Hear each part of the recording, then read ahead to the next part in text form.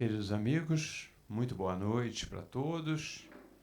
É um prazer recebê-los aqui mais uma vez, mais um sábado. Teresópolis sendo Teresópolis, né, com esse friozinho gostoso que a gente adora, né? Deveria, mais ou menos. E vamos, como sempre, ler uma página do livro Ceifa de Luz, dessa vez, né? Escolhemos ali pelo Espírito de Emmanuel e Psicografia de Chico Xavier. Então vamos ler uma página para a gente se preparar. E depois, então, fazemos a prece inicial e ouvimos nosso amigo Cláudio Conte, que já está aqui, se preparado já para o nosso estudo aí da noite. Vamos então, Ceifa de Luz, vamos abrir ao acaso. Oraremos, é a página de número 44. E vem primeiro uma epístola de João, capítulo 5, versículo 14. E esta é a confiança que temos para com Ele, que se pedirmos alguma coisa segundo a sua vontade, Ele nos ouve. Exporemos em prece ao Senhor os nossos obstáculos, pedindo as providências que se nos façam necessárias à paz e à execução dos encargos que a vida nos delegou. Entretanto, suplicaremos também a Ele nos ilumine o entendimento, para que lhe saibamos receber dignamente as decisões. Não nos esqueceremos de que a nossa capacidade visual abrange, mais ou menos, unicamente o curto espaço dos 60 segundos de um minuto, enquanto que o Senhor, que nos acompanhou as numerosas existências passadas, existências que conservas agora na Terra, temporariamente esquecidas, nos conhece o montante das necessidades de hoje e de amanhã. Tenhamos suficiente gratidão para não suprir-lhe a bênção. A providência divina possui os recursos e caminhos que lhe são próprios para alcançar-nos. Quando encarnados no plano físico, se na posição de enfermos, costumamos implorar do céu a dádiva de saúde corpórea, na expectativa de obter um milagre, e às vezes o céu nos responde com a imposição de um bisturi que nos rasgue as entranhas de maneira a reconstituir-nos o equilíbrio orgânico. Simbolicamente ocorrem circunstâncias idênticas no quadro espiritual de nossa vida cotidiana.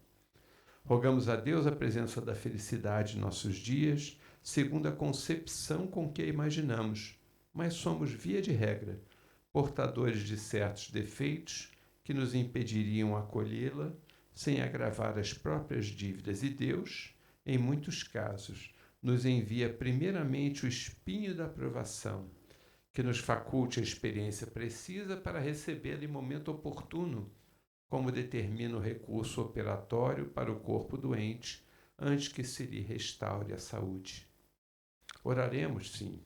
No entanto, é imperioso em matéria de petição rogar isso ou aquilo ao Senhor, sempre de acordo com a sua vontade, porque a vontade do Senhor inclui invariavelmente a harmonia e a felicidade de nossa vida.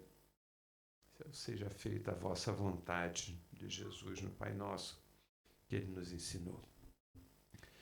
Queridos amigos, vamos orar então.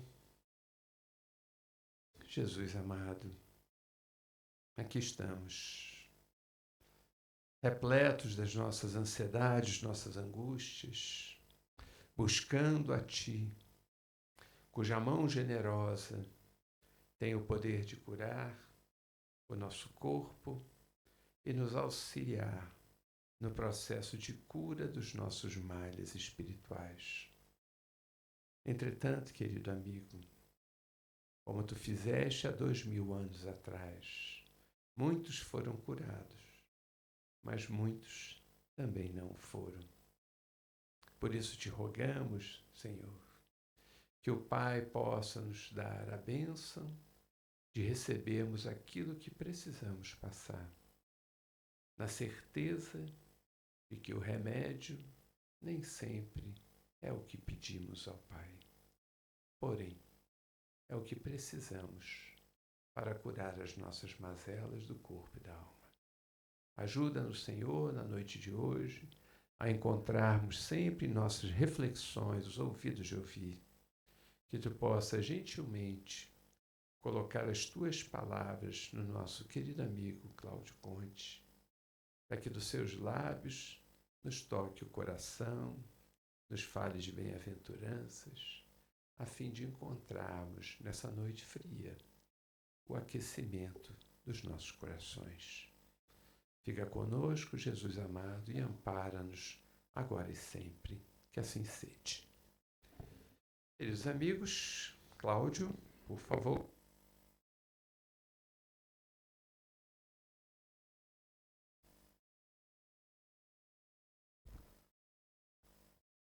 Muito obrigado. Liguei.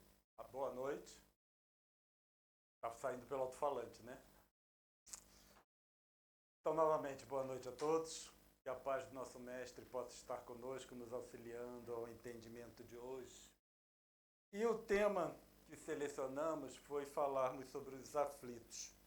Porque nós vivemos em um mundo de expiações e provas. O mundo de expiações e provas se caracteriza pelas aflições.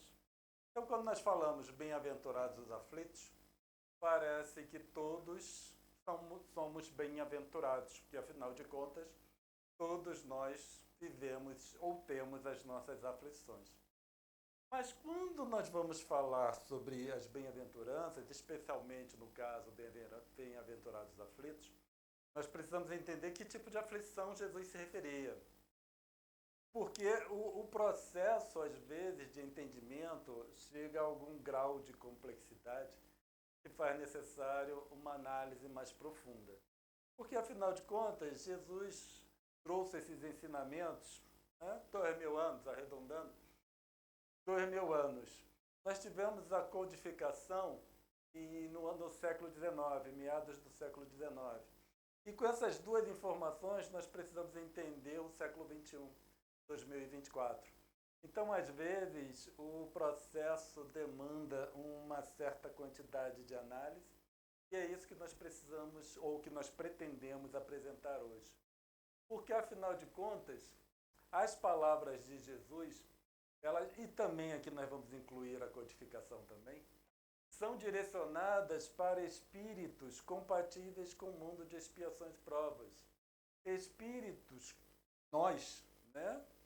Que no nosso planeta, nós temos características muito interessantes e bem complexas. E essas características, às vezes, nos inibe de analisar adequadamente certas questões, certos fatos, e especialmente dificulta o entendimento. Então, quando nós tentamos abordar as palavras de Jesus para trazer aos dias de hoje, a codificação, fazendo aí uma ponte, ela é significativamente útil. E por isso que com a codificação nós vamos trazer essa análise, ver o que Kardec utilizou de palavras de Jesus para o nosso entendimento.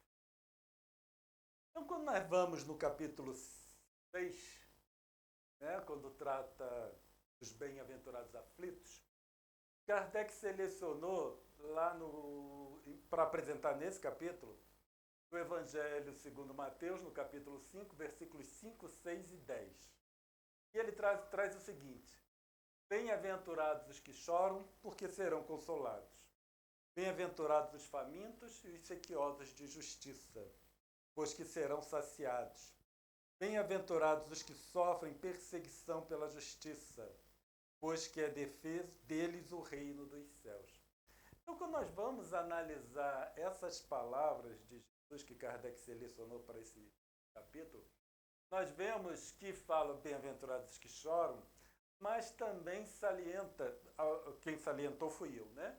Mas nós vemos, ele mencionando duas questões relacionadas com justiça. Então, os famintos e os sequiosos de justiça e os que sofrem perseguição da justiça. Então, nós começamos a perceber que um ponto capital que Kardec quer abordar nesse capítulo está relacionado com a questão da justiça, certo? E aqueles que são sequiosos da justiça. ou os que sofrem perseguição da justiça, é claro, por um determinado motivo em especial. No item 2, vou tentar tirar aqui. Kardec já foi buscar em Lucas, capítulo 6, versículos 24 e 25, em que diz o seguinte: Bem-aventurados vós que sois pobres, porque vosso é o reino dos céus. Bem-aventurados vós que agora tendes fome, porque sereis saciados. Ditosos sois vós que agora chorais, porque rireis. Desculpa, eu li embaixo, mas bem que eu estava estranhando. Mas tem essa primeira parte, que é os versículos 20 e 21, e a segunda parte, que são os versículos 24 e 25. Tem uma importância, né, porque eu estou salientando os versículos. E ele continua: Mas ai de vós, ricos, que tendes no mundo a vossa consolação. Ai de vós que estáis saciados, porque tereis fome. Ai de vós que agora rides, porque sereis constrangidos a gemer e a chorar. Então, nesse segundo item, nós já vemos que Kardec selecionou essas questões diretamente relacionadas com umas questões de sofrimento em si, certo? Porque são os pobres, são os que têm fome, os que choram e por aí vai. Então, quando nós vamos pensar na codificação no século XIX, uma questão principal que Kardec aborda, e ele, né, a principal tema que ele aborda nesse capítulo, e são o que ele discute depois, que é a justiça das aflições, causas atuais das aflições e causas, né, de encarnações que antecederam, também nas aflições que nós nos vemos abraços hoje. Então, isso, quando surgiu a codificação, o tema principal era a reencarnação. E essa é uma novidade que vinha trazendo num seio de uma população, né, sob os conceitos da Igreja, que ainda não tinha compreendido o grau de validade, de importância do entendimento da reencarnação propriamente dita. Então, na sequência, Kardec trata essas questões, né, causas atuais, causas anteriores das aflições, e por aí vai. Só que Kardec, ele sempre deixa uma porta aberta, uma janela aberta, melhor dizendo. Ele trata sobre um tema, mas ele deixa uma janela aberta. Então, uma das janelas que chama a atenção é essa questão dos famintos e sequiosos de justiça. Porque nas causas atuais e causas anteriores das aflições, não está tão assim relacionado com a questão da justiça. Com a justiça de Deus, sim, mas nós estamos falando sobre nós que buscamos essa justiça ou que sofremos a perseguição da justiça.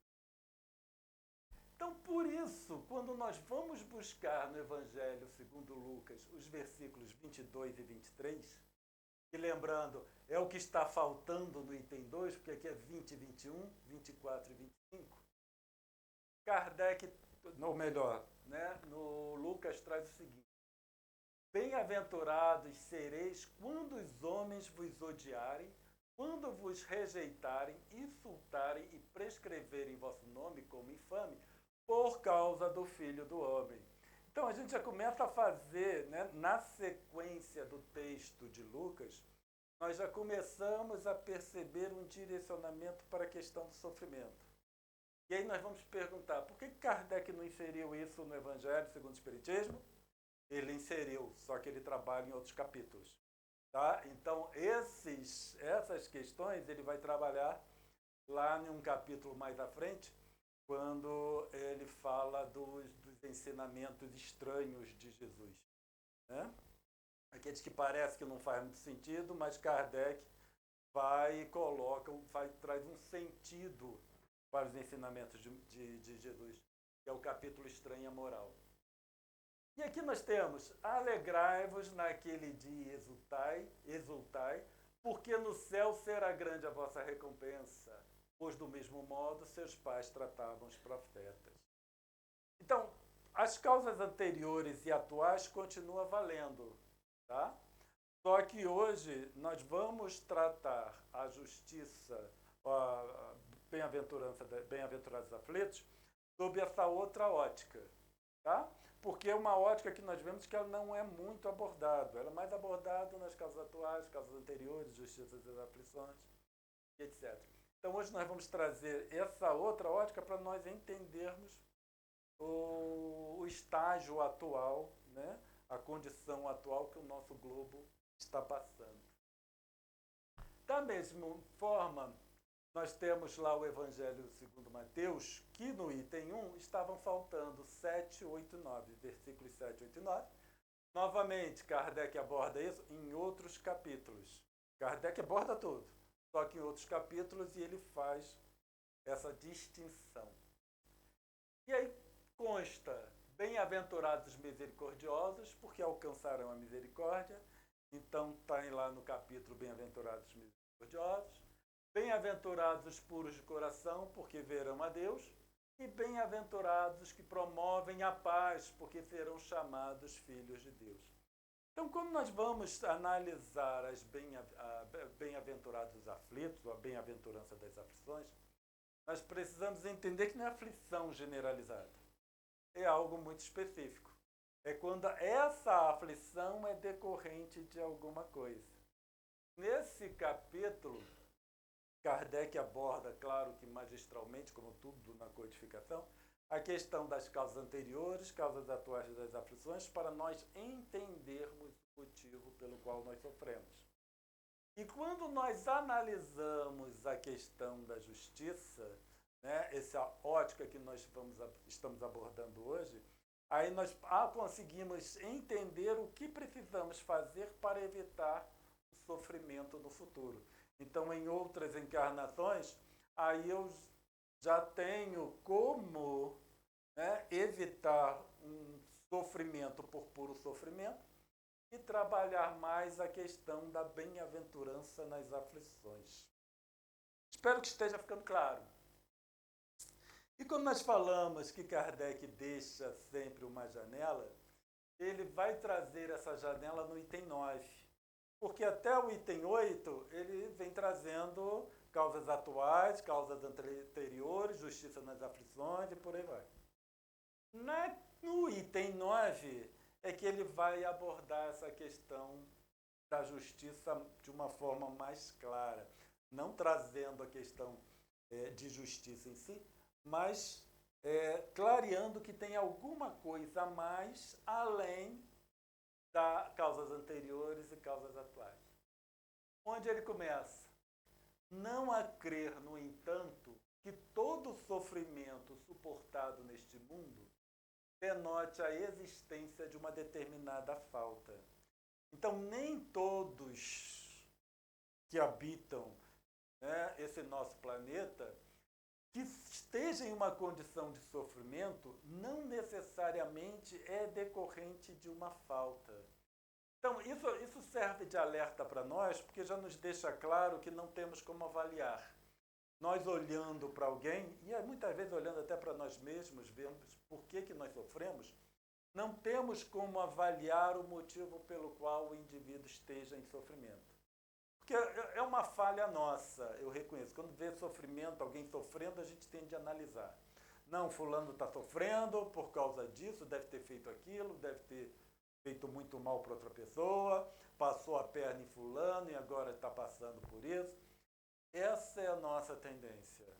É um hábito muito ruim, diga-se de passagem, porque eu não tenho como avaliar o motivo pelo qual o indivíduo. E às vezes surgem grandes teorias, né? Não, porque nessa situação houve isso, houve aquilo, e as teorias. Eu fico assim, me chama muito a atenção quando eu vejo uma teoria assim tão bem formulada, sem fundamento nenhum, mas uma teoria muito bem formulada para explicar o motivo pelo qual o indivíduo sofre. Né? Se eu conseguir saber por que eu sofro, eu já estaria muito satisfeito.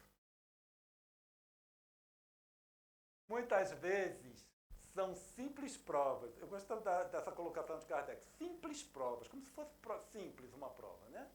São simples provas buscadas pelo Espírito para concluir a sua depuração e ativar o seu progresso. Então, quando nós vamos analisar bem-aventurados os aflitos, nós vamos buscar essas pessoas ou esses espíritos que estão aqui suportando um determinado sofrimento porque buscou uma prova. Tá? E quando nós vamos lá no item 1, muitas vezes essas provações, é só busca da justiça. Às vezes é só buscar a justiça e sofrer pelas injustiças que, né, ocorrem em um mundo compatível com expiações e provas. E nós, esse tipo de espírito que nós somos espíritos com um entendimento de justiça muito falho. Nós torcemos as coisas de acordo com os nossos interesses. E o que é justo, comumente, é aquilo que nos agrada. O que é injusto é aquilo que nos desagrada. Então, nós tomamos o nosso sentimento como referência de justiça. Kardec continua.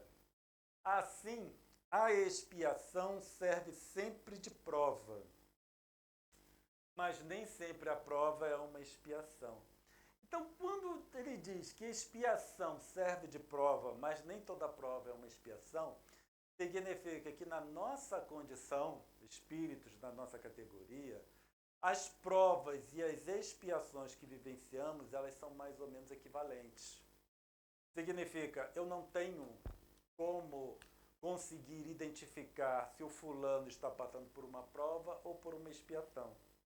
E dependendo do espírito, não tem nem como avaliar se o próprio espírito, se ele está passando por uma prova ou por uma expiação, em decorrência da similaridade ou da equivalência entre provas e expiações no nosso nível. Então, mais uma vez, certo? Nós já ressaltamos antes, mas mais uma vez isso deixa claro que não temos como avaliar se o indivíduo está expiando ou se ele está em provação. Às vezes está só em provação, é um espírito já buscando seu aprimoramento e nós estamos aqui avaliando como se fosse uma expiação e dizendo ainda o que o indivíduo fez em outras encarnações para merecer aquilo. Provas e expiações, todavia, são sempre sinais de relativa inferioridade, porquanto o que é perfeito não precisa ser provado. Então, as provas também estão relacionadas com a inferioridade da natureza espiritual do espírito. Certo? E aí, quando nós pensamos que isso tudo é decorrente da inferioridade nossa, porque estou falando de nós, do nosso nível, nós vamos então entender por que nós gostamos de dizer por que o outro sofre. É inferioridade. Certo? E aí eu me ocupo com o outro e eu não preciso ver o meu próprio sofrimento. Então nós temos, né, às vezes, no nosso nível, nós temos duas situações. Nós temos uma adequação ao sistema, ao estado de coisas, e a outra já é a aquisição. E nós, em decorrência da nossa inferioridade, nós costumamos considerar a nossa adaptação ao sistema como se fosse uma aquisição. A aquisição, quando eu desencarnar, eu levo comigo. A adaptação, né, se eu saio do sistema ao qual eu estou adaptado, aí eu mudo o meu comportamento também. Né? Agora, se eu não faço mais isso ou não faço mais aquilo, isso é uma adaptação ou uma aquisição? Não temos como saber, na verdade. É muito difícil. Para eu saber se tal comportamento é uma aquisição, eu preciso sair daquele meio que eu vivo, ir para um meio pior e ver se eu consigo manter aquele mesmo comportamento. Se eu conseguir manter aquele mesmo comportamento, aí é uma aquisição. Agora, não vamos testar isso. Deixa para quando a gente desencarnar e a gente vai saber, né? Porque só leva mesmo a aquisição. A adaptação nós acabamos deixando aqui com o sistema em que estamos envolvidos. Então nós temos expiações e provas. A expiação é consequência de erros cometidos. Então aí, seja nessa ou seja em outra encarnação. Eu só expio a partir do momento que eu cometi uma falta. Tá? Agora, essa falta cometida não é decorrente da minha ignorância, é decorrente das minhas más tendências. Porque eu, enquanto um espírito ignorante em várias coisas, eu não expio em decorrência da minha ignorância. Agora, a partir do momento que eu conheço, mas a minha má tendência ainda faz com que eu mantenha aquele comportamento, aí eu vou entrar em um processo expiatório. Tá? Mas não deixa de ser um processo de aprendizado. Então, todo processo expiatório não é para me causar um sofrimento. O processo expiatório é para que eu aprenda algo. E aí eu tenho duas opções. Ou eu aprendo com o meu sofrendo, ou eu aprendo vendo o sofrimento do outro, não é apontando o dedo não, tá? Mas vendo o sofrimento do outro e analisando para mim, olha, eu fiz tal coisa, dependendo, eu posso entrar nessa outra situação, tá? Ou então, através do estudo, através do entendimento. Mas quando nós falamos para esse aprendizado, aí já são estudos aprofundados, tá? É o desenvolvimento de análise crítica. A codificação espírita, ela é baseada em análise. Então, nós desenvolvendo a análise crítica, aí nós temos condições de minimizar os processos expiatórios, porque nós aprendemos apenas através do estudo. Então, essas são as três opções que nós temos para esse tipo de aprendizado. Porque esse aprendizado possibilita o resgate das faltas cometidas. Tá? Então, muitas vezes a gente pensa que os resgates das nossas faltas é ir lá e pedir perdão para o outro. Então, cometi uma falta com alguém, eu tenho que ir lá pedir perdão. Aí surge aquele problema, mas fulano já desencarnou, fulano mora em outro país, eu não tenho mais contato, como é que eu vou pedir perdão? O perdão se dá através do aprendizado. Então, perdão mesmo é eu aprender que aquilo que eu fiz foi errado e não fazer novamente. Eu aprendi que não devo fazer. Esse é o processo de perdão. Não é chegar lá, meu irmão me perdoa, ele desperdoa e parece que resolveu tudo. Porque eu posso ter resolvido com ele, mas amanhã eu faço com outro. Então não adianta. Tá? Então por isso que eu pedi perdão não 7 vezes, mas 70 vezes 7. Um é perdoar e o outro é pedir perdão. Né? Jesus falou em perdoar não 7 vezes, mas 70. Só que nós temos que pedir perdão também, não 7, mas 70 vezes 7. Então é preferível aprender. Né? Porque perdoar pedir perdão esse número de vezes dá muito trabalho. Então, aprender é mais fácil, aparentemente. O resgate ocorre pelo aprendizado e não pelo sofrimento. O aprendizado é obrigatório, enquanto o sofrimento é opcional. Aprender, eu tenho que aprender. De alguma forma, eu vou aprender. Agora, eu posso aprender pelos 3 caminhos que devem ter outros, tá? Mas eu só consigo conceber 3. Esses 3 caminhos que nós salientamos agora. Agora, as provas são desafios escolhidos pelo próprio espírito antes da reencarnação, que funcionam como seleção do tipo de aprendizado que considera importante. As provas podem ser de naturezas diversas. Então, nós vemos que tanto a expiação quanto as provas são questões de aprendizado. Por isso que no nosso nível evolutivo, as duas provas e expiações se confundem. Eu não consigo identificar o que é uma coisa e o que é outra coisa. Nem nos outros e nem em mim mesmo. Então, isso é algo que nós precisamos conviver e, no final das contas, não faz diferença nenhuma. Tá? se eu estou vivendo uma situação em decorrência do que eu fiz em uma encarnação passada ou por uma escolha. Tá? Quando as causas atuais das aflições, nós temos condições de avaliar, porque afinal de contas foi nessa encarnação. Tá? Só qual é o problema, como nós falamos? No nosso nível, nós tendemos a não reconhecer as próprias faltas. E aí é por isso que espírita nunca comete equívoco na presente encarnação, é sempre na causa atual, a causa anterior. Né? Espírita nunca faz nada de errado nessa, é tudo de outra existência. Invariavelmente a gente fala, não, na encarnação anterior eu devo ter feito muito mal, mas não, foi nessa.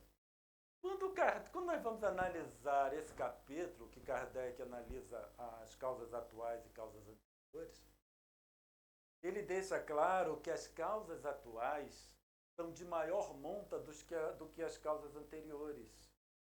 Que veja bem, né? O que eles dizem? Nós desencarnamos.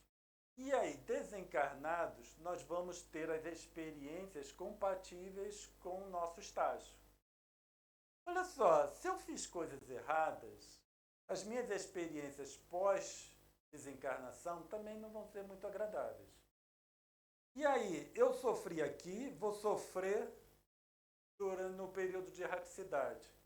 E aí, eu ainda vou ter que sofrer mais quando eu retorno, né, quando eu reencarno. Então, nós vemos que é muito sofrimento. A lei também não é assim. Né? A lei, ela aborda a questão do aprendizado. Nós vamos aprendendo, nós vamos ficando quites com as leis. E aí, quando a gente encarna, a maioria de nós, quando encarnamos, já estamos mais ou menos quites com as leis. Alguns, aqueles mais complicados, é que já reencarnam com processos expiatórios graves. Tá? Joana de Ângeles deixa isso bem claro. Então, a grande maioria de nós reencarna mais ou menos 0 a 0, está empatado. Então, o que nós vamos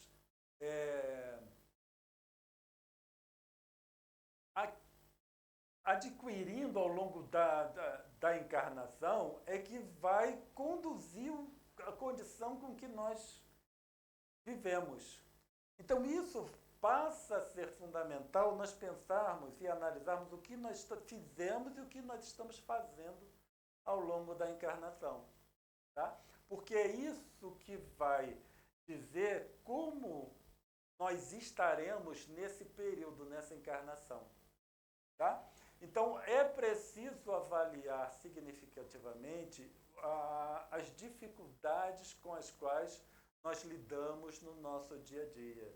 E fazer uma introspecção. O que eu fiz, o que eu estou fazendo que me causa esse estado? Porque, via de regra, não é tanto o que nós fazemos com os outros, é o que nós fazemos com nós mesmos. Tá? Então, é o nosso comportamento conosco mesmo. Então, o que eu faço comigo que me causa esse nível de sofrimento, esse nível de estresse, essa situação com que eu vivo hoje? Kardec diz lá que é muito da nossa imprevidência. Então, é a nossa imprevidência que traz o sofrimento durante a encarnação. Então, vamos esquecer, primeiro, o sofrimento, expiação e prova das outras pessoas. Vamos deixar de lado as causas pretéritas da encarnação, né? Do sofrimento. E aí vamos começar a trabalhar essa encarnação. E também não adianta botar a culpa no obsessor. Né? Outra coisa também é o obsessor. Eu fiz isso porque o obsessor ele não cria nada em nós. Tá? Então, se eu tiver um obsessor, ele não faz surgir em mim nenhuma má tendência. Ele trabalha a má tendência que eu tenho. Só. Então, quando eu tenho um obsessor e eu percebo que eu estou tendo uma determinada tendência em decorrência da ação daquele obsessor, ele está me fazendo um favor, porque ele está me mostrando quais são as minhas tendências. Eu sei que a gente tem, assim, com muito maus olhos, o obsessor, né? Porque eu sei que é complicado, tá? Sei que é complicado. Mas quando nós mudamos a forma que olhamos para os processos obsessivos, nós vemos que é de uma natureza didática muito grande, é muito proveitosa. Eu sei que é sofrido, mas esse processo obsessivo nos ensina muito. Então, tanto a expiação quanto provas visam o aprimoramento, sendo que a primeira é decorrente de uma necessidade imediata e a segunda é decorrente de uma escolha. Então, quando é uma prova, o indivíduo já tem, o espírito, né, já tem um entendimento melhor daquilo que ele necessita, certo? Então, quando nós pensamos, eu quero então estar no estágio de provas, então eu começo hoje. A grande vantagem é isso. Eu posso começar hoje com meus processos de provas, certo? Onde eu faço uma análise profunda a respeito de mim mesmo, eu vejo quais são as experiências que eu necessito para aprender e aí busco as experiências para o aprendizado, que não necessariamente está relacionado com o processo de sofrimento. Tá? Então, nós começamos com um processo consciente de provas que vai conduzir ao aprendizado em decorrência de uma escolha. Tá? Então, muitas vezes, aqueles que utilizam assim de um processo obsessivo para o aprendizado começam a entender como os processos obsessivos ocorrem e aí já entra em um estado de provas para conseguir entender o que ele necessita. Então, mediunidade, processos obsessivos, tudo tem uma finalidade bem importante, fundamental para o aprendizado. Uma vez lidando com um médium iniciante em estado de perturbação, né? Então ele veio até mim porque ele queria uma forma de bloquear a mediunidade para ele poder beber. Porque toda vez que ele bebia, ele sofria a ação dos espíritos. E aí ele estava com dificuldade para sair para beber com os amigos e queria resolver essa questão. Nem eu, nem ninguém resolve isso, né? É só ele mesmo. Mas isso, às vezes, é dificuldade do entendimento. Como é que as coisas funcionam? Tá? Eu sei que parece engraçado, mas eu sei como o espírito, o médium naquele estado, eu sei porque ele busca certas saídas simples. Né? Porque o médium que tem um grau de mediunidade significativo e que surge de um momento para o outro, ele naturalmente entra nesses estados de perturbação. E só quem passou por estados de perturbação nesse nível sabe o que significa isso. Né? Porque, via de regra, os médiuns começam na casa espírita, aqueles que não têm um nível de mediunidade muito alto, eles começam aquele processo simples, né? Vai devagar, vai exercitando, e aí tem toda aquela mediunidade de trabalho numa casa espírita, que é tudo muito tranquilo, tudo se desenvolve muito tranquilo, tudo continua muito tranquilo. Mas quando a mediunidade é a partir de um determinado grau, nada disso se aplica. Nós precisamos trabalhar de uma outra forma, porque né, tudo aquilo devagarzinho não se aplica mais. Não tem mais o devagar. Né? É tudo rápido. Pode, pois, continuando no item 9, um espírito haver chegado a certo grau de elevação e, nada obstante, desejoso de adiantar-se mais, solicitar uma missão, uma tarefa a executar, pela qual tanto mais recompensado será, se sair vitorioso, quanto mais rude haja sido a sua luta. Então, quando nós colocamos a mão na consciência, quanto mais rude haja sido a sua luta, a gente vai se perguntar, eu tenho condições de pedir tal coisa? Né? Uma luta tão rude assim para eu passar por um processo de provas, para então eu ser recompensado. E aí nós temos os bem-aventurados os aflitos. Quando nós temos os aflitos a aflição em decorrência de processos bem estabelecidos, certo? Que vai conduzir o espírito a um outro nível, né? Um nível bem acima daquele em que ele se encontrava antes daquele estado de prova. Continuando no 9. Pode-se, ao contrário, considerar como expiações Pode-se, ao contrário, considerar como expiações as aflições que provocam queixas e impelem o homem à revolta contra Deus. Então, quando nós falamos, e aí serve para nós, quando nós falamos em processos expiatórios, se eu quiser identificar se eu estou passando por um processo de provas, não é uma análise assim superficial, eu vejo isso aqui. Quando gera revolta contra Deus. Aí a gente vai pensar, mas eu nunca me revolto contra Deus. Certo? A gente vai pensar, nunca. São aqueles mesmos que dizem lá no amar a Deus sobre todas as coisas e ao próximo como a si mesmo, aqueles que dizem assim, amar a Deus é fácil, difícil é amar ao próximo.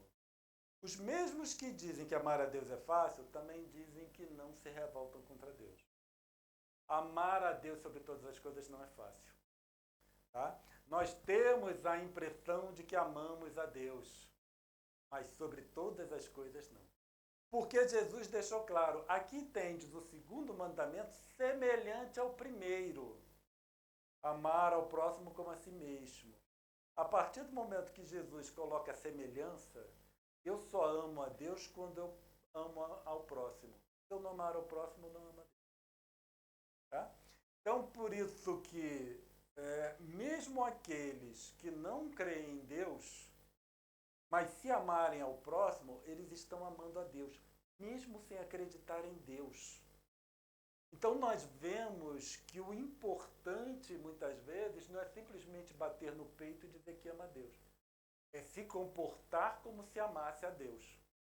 E o ateu pode se comportar como se amasse a Deus, mesmo sem acreditar na existência de um Deus. Então, todas as vezes que nós nos queixamos, todas as vezes que nós pedimos para os espíritos resolverem problemas para nós, né? Eu não estou me revoltando contra Deus, mas eu estou pedindo para os espíritos resolverem meus problemas. Eu estou aqui inconscientemente em revolta contra a situação. Porque, afinal de contas, eu não mereço isso. Se eu não mereço, vai ter um espírito bom que vai resolver o problema para mim. Certo? Então, ao invés de pedirmos que eles resolvam nossos problemas, vamos pedir forças. Isso eles vão fazer. A partir do momento que surja, né? Eles vão fazer. Assim como muitos ensinam diante de um espírito obsessor, fazer prece, ler evangelho, fazer prece para o espírito obsessor ser encaminhado para a luz, né? A gente não faz prece para se livrar de espírito. Tá? Eu não posso fazer uma prece para que os bons espíritos me livrem desse espírito. Nem ler evangelho para me livrar de um espírito.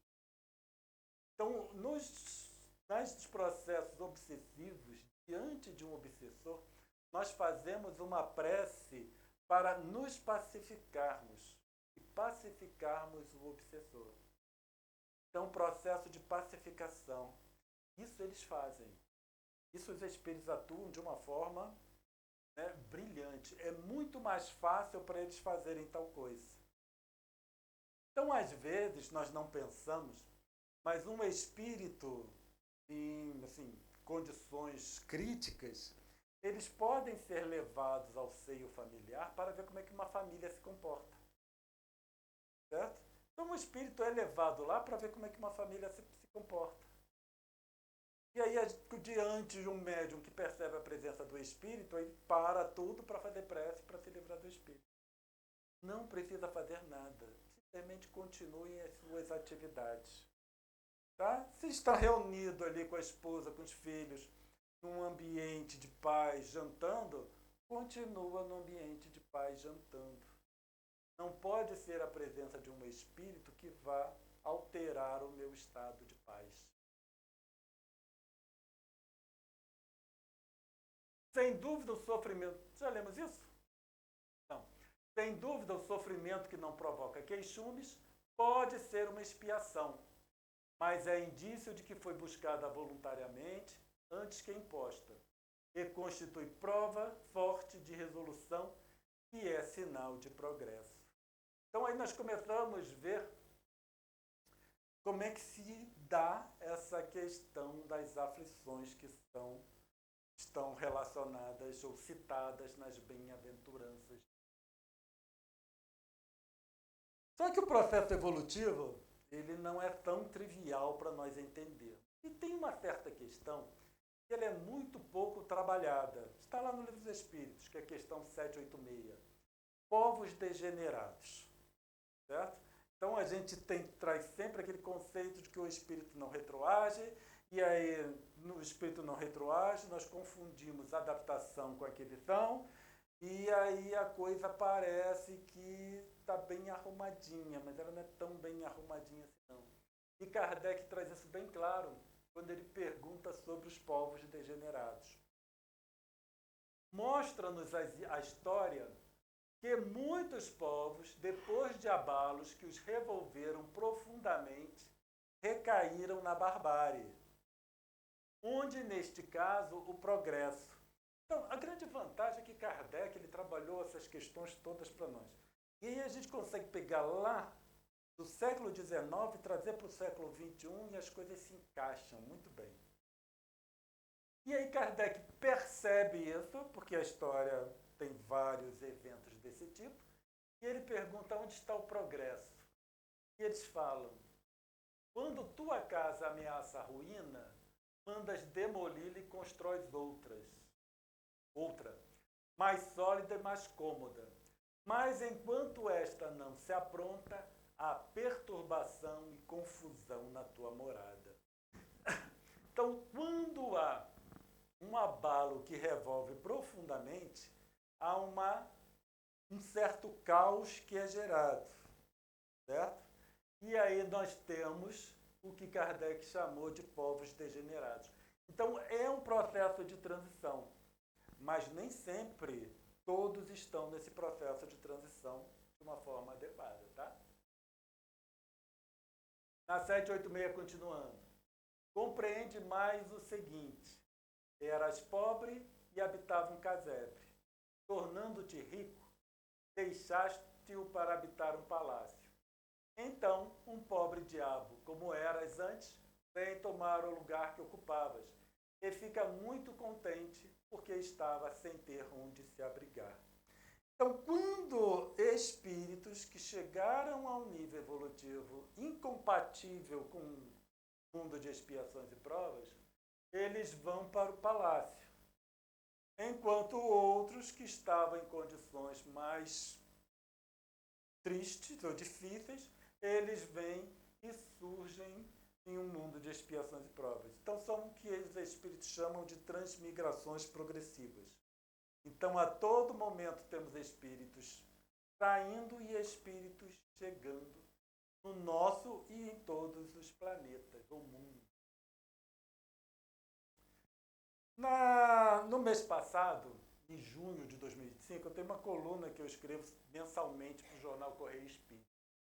E aí, no mês passado, nós escrevemos esse texto que é intitulado Degeneração da Sociedade.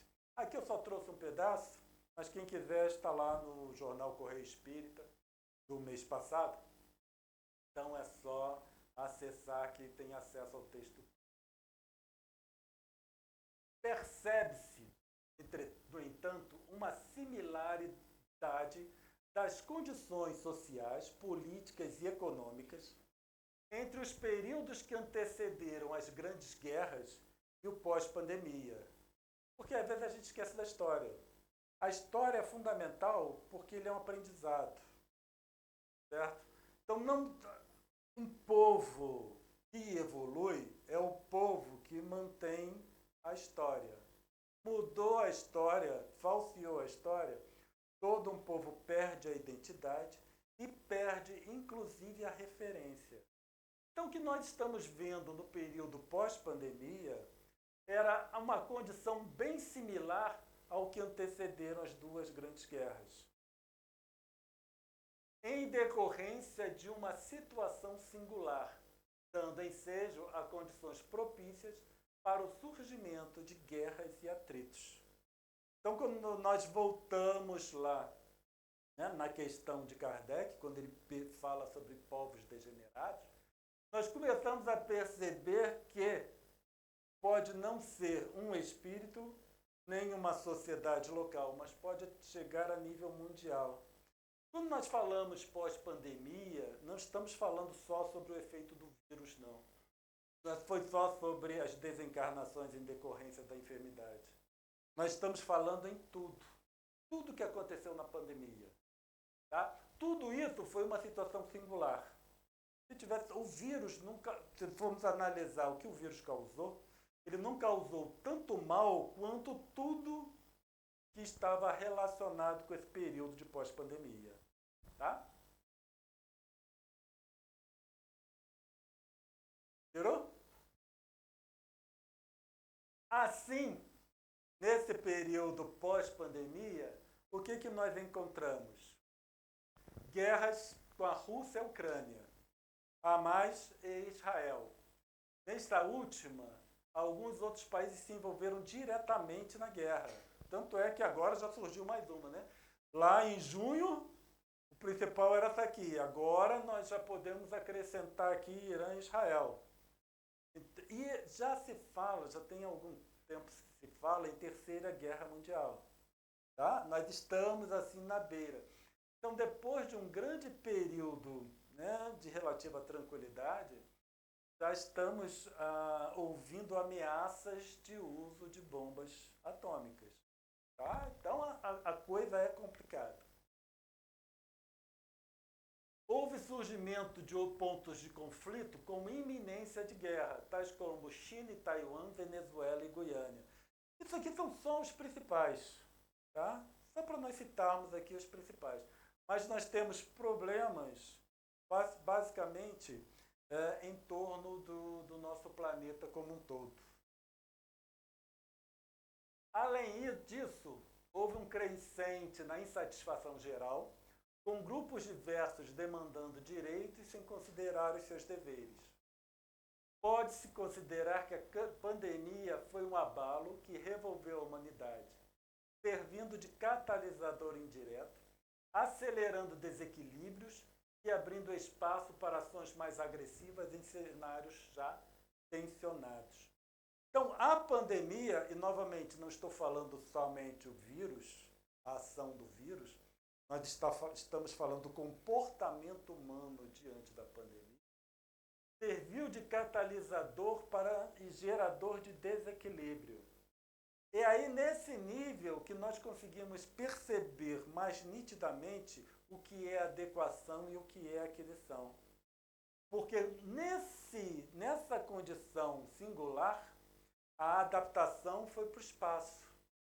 Porque o sistema mudou. O sistema como um todo mudou. E a minha adaptação para o sistema como estava antes, você tira o sistema, a adaptação, o indivíduo adaptado, ele fica sem base para manter o seu comportamento. E aí o que nós percebemos foi assim uma perturbação generalizada, onde as pessoas não sabiam o que fazer e muitas acreditavam que aqui dentro não tinha vírus, mas da porta ali para fora já tinha. É como se os vírus estivessem ali, tudo na porta, sabe? Tudo ali, do lado de fora, só esperando o indivíduo sair. E ficava ali, igual o cachorro. Sabe o cachorro que às vezes fica assim, né? O cachorro treinado para não entrar em casa. Ele fica na porta esperando o dono sair para ir fazer a festa. Aí parecia que os vírus eram assim. Né? E aí a gente vai pensar também que os médicos, as máscaras que os médicos usam, são máscaras bem complexas. Certo? E aí, né, a gente pensa que um pano vai fazer a diferença. E tem aqueles que botavam 2, 3 máscaras. Então, eram assim, uma coisa, né? Um respirar em cima da própria respiração, que é uma coisa bem complicada. Alguns países não entraram nesse nível, nesse estágio. Poucos, mas não entraram. E o resultado que eles obtiveram foi muito melhor do que aqueles que entraram nesse nível de perturbação. E, infelizmente, nós vimos, nós espíritas, com um comportamento muito peculiar. Porque se esqueceu completamente a questão que a desencarnação é só deixar uma roupa, né? É só deixar a roupa e continua para entrar num desespero. Então aí nós pensamos, né? Por que nós espíritas entramos em desespero diante da iminência da desencarnação? Ou uma possível desencarnação. Não é nem iminência da desencarnação, uma possível desencarnação.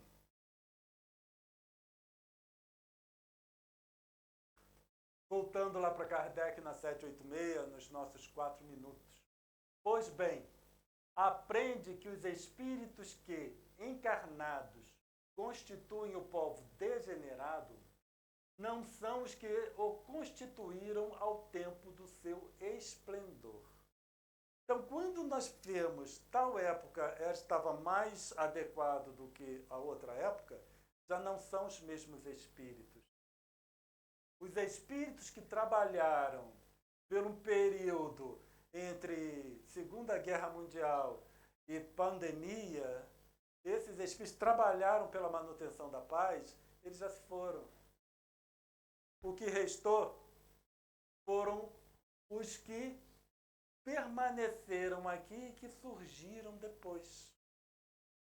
Certo? Nós tivemos um período de relativa tranquilidade. Eu coloquei a Segunda Guerra, mas nem foi a Segunda Guerra, né? Foi lá em 1991, quando a cortina de ferro ela se rompeu. Tá?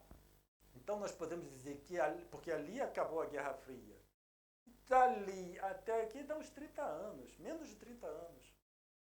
Então nós não conseguimos nem manter meio século de tranquilidade. Pessoal, né? São espíritos compatíveis com o mundo de expiações e provas. E esse o povo que trabalhou pela paz, eles foram embora. Porque não são os mesmos que constituíram o tempo de seu esplendor. Pois de então, tendo se adiantado, passaram para habitações mais perfeitas e progrediram. Enquanto os outros, menos adiantados, tomaram lugar que ficara vaga, e também, a seu turno, terão um dia que deixar. Então, quando nós pensamos na situação que nós estamos vivenciando hoje, nós vamos pensar que tipo de espíritos que estão trabalhando nesse momento, certo? E inclusive nós, porque nós temos o nosso grau de responsabilidade diante disso. Nós contribuímos em muito por aquela perturbação a nível de pandemia. E esse nível, ele chega assim, a tal monta, que nós perdemos um pouco a nossa capacidade de análise. Tá? Eu gostaria de citar alguns exemplos, mas é melhor não citar. Assim, o planeta, enquanto mundo de expiações e provas, seria como a casa que não está pronta, sendo palco para perturbação e confusão. Contudo, infelizmente, a observação dos eventos atuais, comparados com a história, não parece que a casa esteja em vias de finalização. Então, quando nós olhamos a nossa situação hoje e comparamos com a história, o que vamos perceber é que não parece que nós estamos finalizando a construção dessa nova casa. Que nós estamos regredindo lá para trás, da época dos nossos avós, né? Muitos são avós, outros são pais, em que uma situação de incerteza começa a tomar proporções mundiais. Então precisamos ter muita cautela com a forma como conduzimos as nossas escolhas. As nossas escolhas passam a ser fundamentais para o entendimento do que está acontecendo no nosso planeta. Não estamos mais falando da nossa encarnação. Nós vemos que quando nós analisamos, né, Jesus, codificação, nós conseguimos entender o comportamento do século XXI. Tá? E conseguimos entender o que aquele período de pandemia causou em todos nós. Esperamos que tenhamos trazido material suficiente para as nossas reflexões. Que a paz do nosso Mestre Jesus possa continuar conosco. A paz a todos.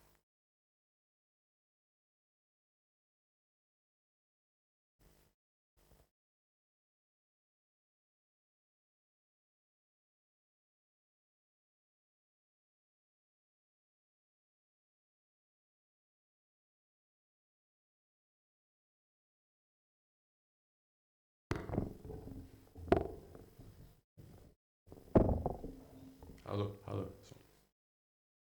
Amigos, então vamos nós aí. Obrigado, Cláudio, aí pelas reflexões, né? Interessantes a questão aí do pós-pandemia, né? Ainda hoje até a gente conversava um pouco sobre isso, né? Às vezes a gente acha que a coisa já passou, né? Mas os reflexos ainda estão dentro da gente aí, a gente ainda está, de alguma forma, lidando com esse aprendizado todo aí que nós vivenciamos, né? Bom, vamos passar para os nossos avisos, né? Oi? Tá. O primeiro é com relação à festa julina, né, que nós vamos ter no dia 5 de julho, portanto, né? Então, ainda temos aí um tempinho para a festa, mas estamos já nos preparando, né? A festa começará às 15 horas, né? Então, aqueles que desejarem, por favor, venham vestidos de traje caipira, por favor. E nós estaremos aqui, então, às 15 horas. E lembrando que nós teremos a palestra, portanto, às 19 horas, tá? Então, é só um período que antecede a nossa palestra, depois umas 18 horas a gente para e já nos preparamos então para o nosso estudo aí da noite. Então isso ocorrerá no dia 5 de julho. Com relação ao outro aviso, é com relação à turma ESD, né, a turma 14, né, Edson, que nós vamos ter aqui, começando no dia 4 de julho. É isso mesmo, né? 21 inscritos já, que maravilha, essa coisa boa. Então, 21 inscritos para o nosso curso de Estudo Sistematizado da Doutrina Espírita e começaremos aí no dia 4 de julho. O outro aviso é com relação ao curso de passe, né?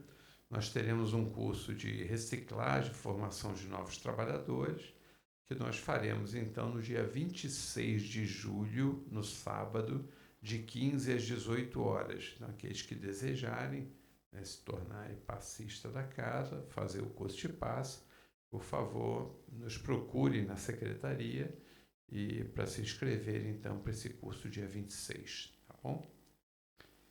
E, no mais, quem nos visita hoje pela primeira vez? Alguém nos visita? Não? Ah, como vai? Tudo bem? Ah, você eu já conhecia ali fora. Pode falar seu nome, por favor? Fabiana. Tudo bom, Fabiana? Seja muito bem-vinda ali. A Cláudia está pegando. Oi, como vai? Tudo bem? Então, vamos lá aqui, mais fácil já para receber. Como é que é seu nome? Mariângela. Né? Seja muito bem-vinda, Mariângela. Mariângela, Fabiana. E ali também temos como é que é seu nome? Rony. Ah, Rony, como vai? Tudo bem? Seja muito bem-vindo ali. Prazer recebê-los e desejando aí alguma informação da casa. Oi, pois não? Ah, como vão o casal ali? Como é seus nomes, por favor? Como são? Eugênio e Ana. Ah, tá bom, tudo bem? Sejam muito bem-vindos também. Mais alguém? Estou esquecendo alguém? Não, né?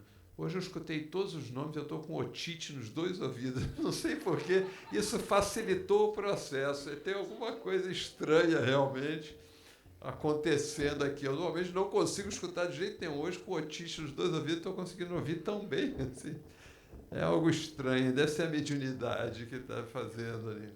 Mas tá bom, amigos, sejam muito bem-vindos, então. Amigos, como sempre, aí, com muita alegria, né?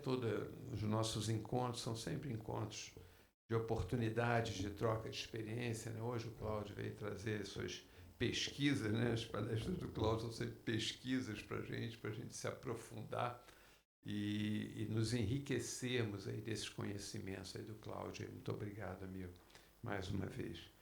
E com essa alegria, então, nós vamos nos preparar para o nosso trabalho de passe, né? Nosso Edson vai dirigir aí o trabalho de passe.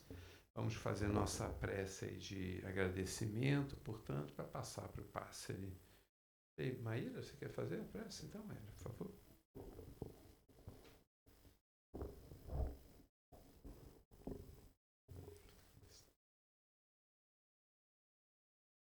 Acho que dá.